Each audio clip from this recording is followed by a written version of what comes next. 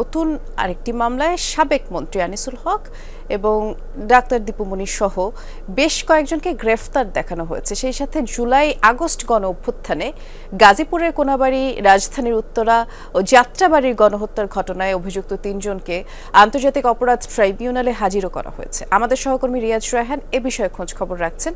আমরা এ পর্যায়ে রিয়াজের কাছে যেতে চাই। শুনতে পাচ্ছেন নিশ্চয়ই, ট্রাইব্যুনালে আজকের কার্যক্রম সম্পর্কে একটু বিস্তারিত করে জানাবেন আমাদের।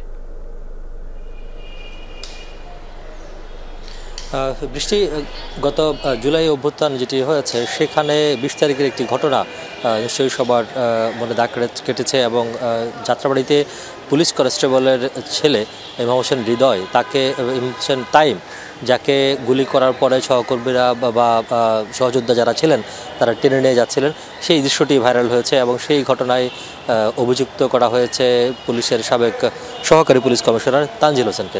তাকে আটক করা হয়েছে এবং তাকে এই ট্রাইব্যুনালের মামলায় গ্রেফতার দেখিয়ে আজকে হাজির করা হয়েছে কিছুক্ষণ আগে। একই সঙ্গে গাজীপুরের কোনাবাড়ি যে ঘটনাটি ঘটেছে সেখানে একজন ভ্যান চালককে খুব কাছ থেকে একজন কনস্টেবল গুলি করেছে, সেই দৃশ্যটিও সবাই দেখেছে, সেই নির্মম দৃশ্যটি। সেই ঘটনায় যে অভিযুক্ত কনস্টেবল আকরাম, তাকে হাজির করা হয়েছে। পাশাপাশি আরেক কনস্টেবল রয়েছে আলী হোসেন, যাকে আটক করা হয়েছে মূলত উত্তরার একটি হত্যা মামলায়। এই ৩ জনকেই ৩টি মামলায় হাজির করা হয়েছে ট্রাইব্যুনালে। এখন পর্যন্ত ট্রাইব্যুনালের কার্যক্রম শুরু হয়নি, যেহেতু আগেই নির্দেশ ছিল তাদেরকে হাজির করার, সেই নির্দেশনা মোতাবেক তাদেরকে হাজির করা হয়েছে। ট্রাইব্যুনাল শুরু হলে এই যে শুনানি কার্যক্রম সেটি শুরু হবে, তারপর পরবর্তীতে যে কার্যক্রম সেটি আদালতের নির্দেশনা অনুযায়ী চলবে। নিশ্চয়ই তখন আবার আপনার মাধ্যমে দর্শকদের জানিয়ে দেব। ধন্যবাদ রিয়াজ।